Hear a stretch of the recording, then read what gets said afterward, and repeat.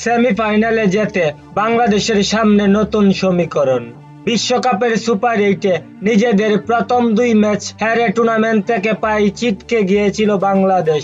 তবে অস্ট্রেলিয়ার বিপক্ষে আফগানিস্তানের ঐতিহাসিক জয়ে সেমিফাইনালের দৌড়ে এগিয়ে ছুটেছে টাইগাররা।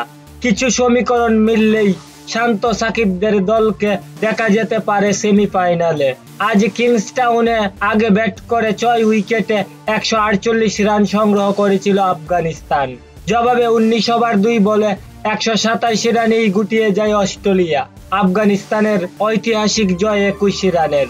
এরই মধ্যে সুপার 8-এ সব দলের 2টি করে ম্যাচ শেষ হয়েছে, যেখানে 2 জয়ে সবার উপরে ভারত, 1টি করে জয় পেলেও রান রেটে সবার থেকে এগিয়ে অস্ট্রেলিয়া।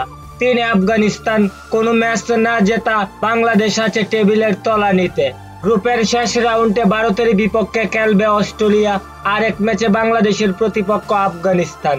সেমিফাইনালে খেলতে হলে বাংলাদেশকে ম্যাচটি বড় ব্যবধানে জিততে হবে, অন্যদিকে অস্ট্রেলিয়াকে বড় ব্যবধানে হারাতে হবে ভারত। এমনটা হলে ভারতের পয়েন্ট হবে 6, অন্যদিকে বাংলাদেশ, অস্ট্রেলিয়া, আফগানিস্তানের পয়েন্ট হবে 2 করে।